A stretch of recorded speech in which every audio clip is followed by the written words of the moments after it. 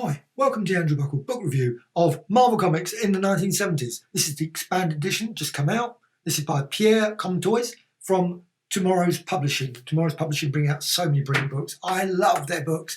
They bring out Alter Ego, Back Issue, and of course vast numbers of books in here. There's obviously some in the back, but this is the 1960s one, which is absolutely superb.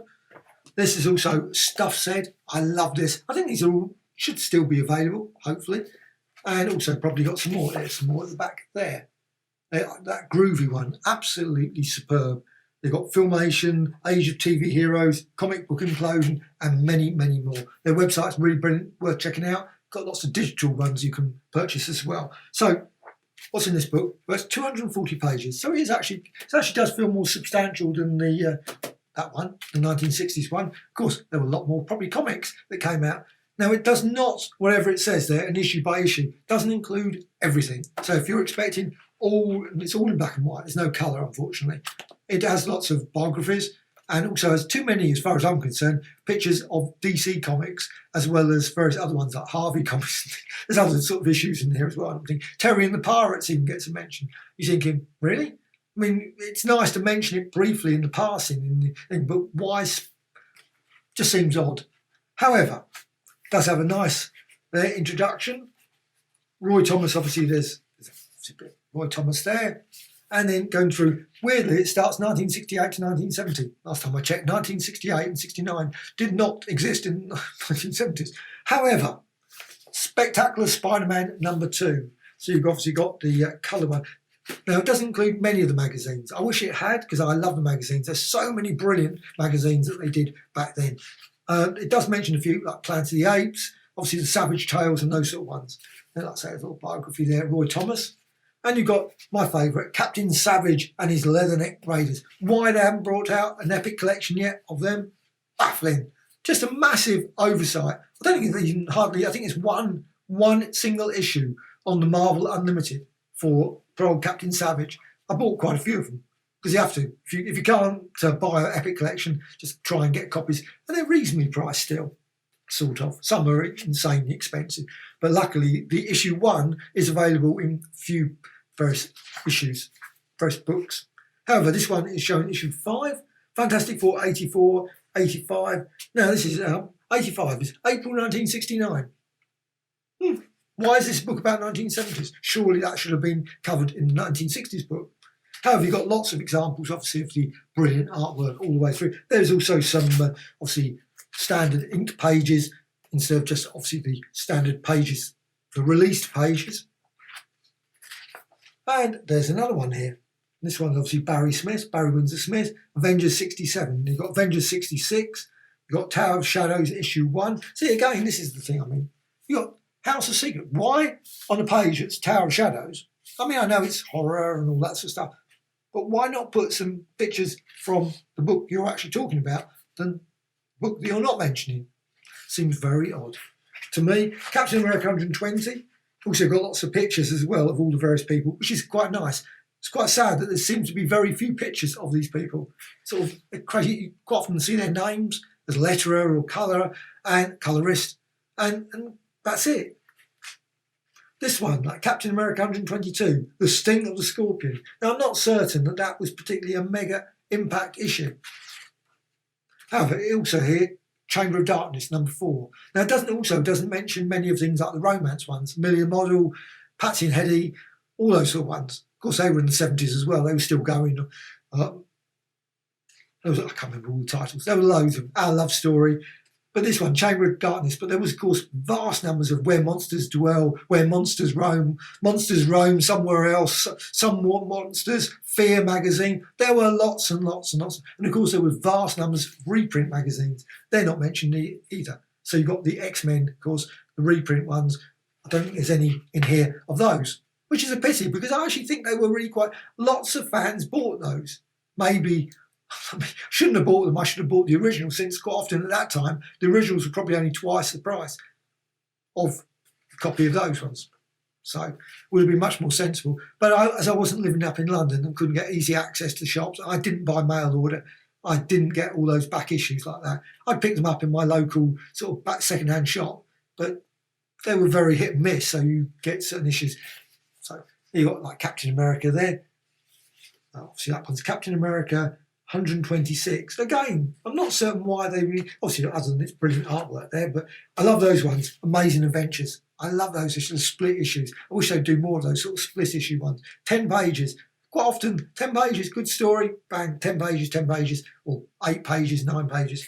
Again, this is another one now. Thunder Agents. Just seems odd, why not put a picture of Captain America 127? Something about that. Avengers 80, Avengers 129. Amazing Spider-Man 108. Sorry, 89. Not 189, that's rushing it forward into the 80s. Thor 184. You've got a brilliant one, that one. Conan the Barbarian, issue 3.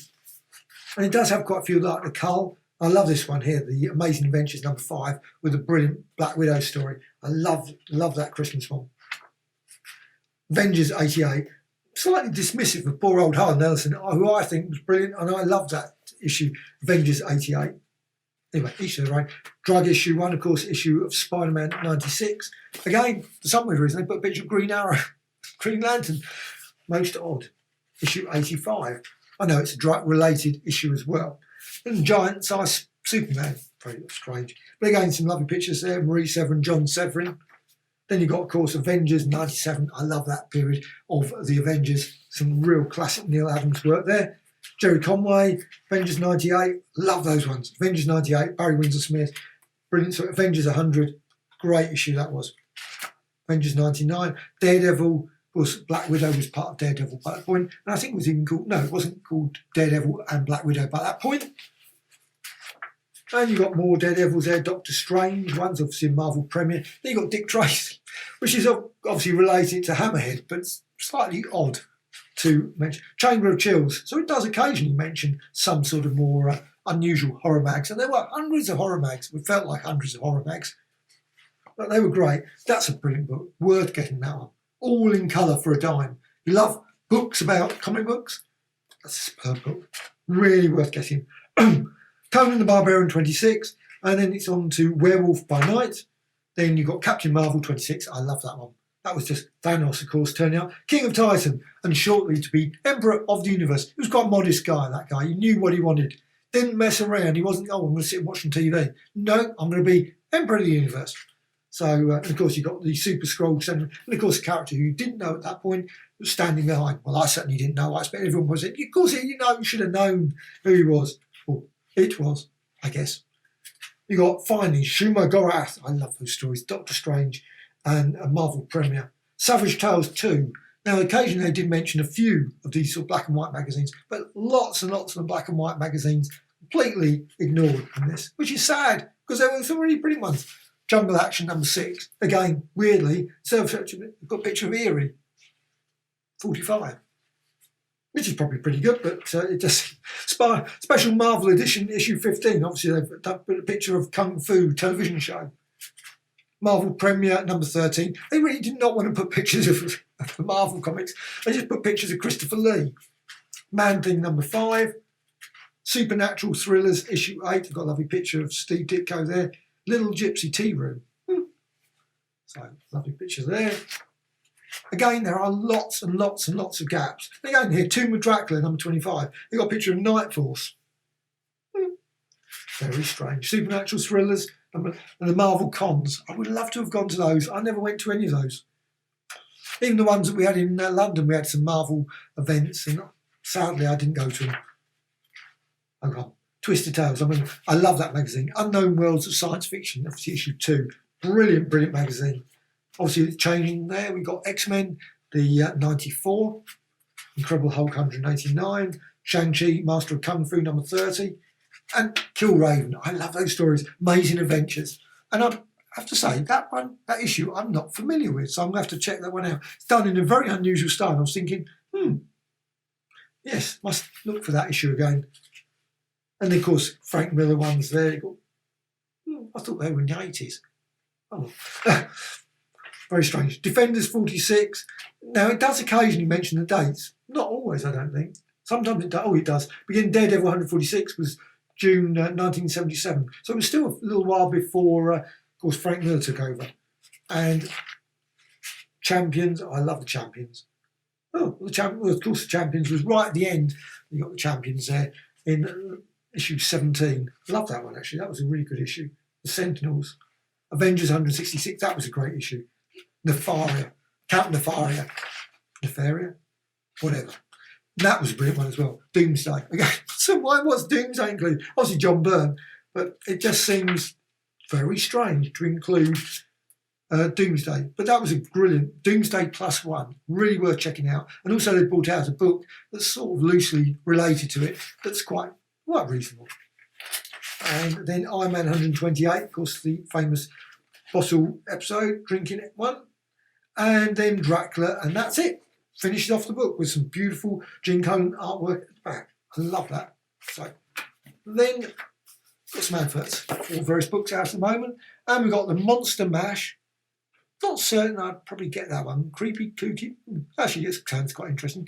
The Groovy one's brilliant. I love that one. Mike Grell, superb. Hero A Go-Go. Wasn't so enamoured by that one. Dingbat Love. That was interesting. Obviously, Stuff Said, one I just showed. MLJ, brilliant. I love those comics. Of course, the Archie comic ones. Comic Book Implosion, of course, the DC ones. Mac Rabble, I love that one. Of course, the brilliant Captain Marvel, the character there, Junior, I should say. And also the World of Tomorrows, I correct from the two, and many, of course, many others. And on the back, some lovely pictures of all the various people. Actually, I must admit, I never realised some of them. P. Craig Russell, Frank Brunner, Mike Plug. I love seeing pictures. It's really quite fascinating seeing all pictures of all the various people that obviously produce all this artwork. You just get so used to their artwork, and sometimes, of course, you don't know what they really look like. So, obviously, it's some great pictures there. Is this book brilliant? Yes! I thoroughly enjoyed it. I can't wait for Marvel Comics in the 1980s. I hope when they bring out Marvel Comics in the 80s, there are not so many pictures of DC comic ones. I wish they would concentrate more on the Marvel stuff, but it does sort of give some sort of... Actually, I would have preferred more context in terms of what was happening in the actual real world. It would be nice so you could sort of have a timeline.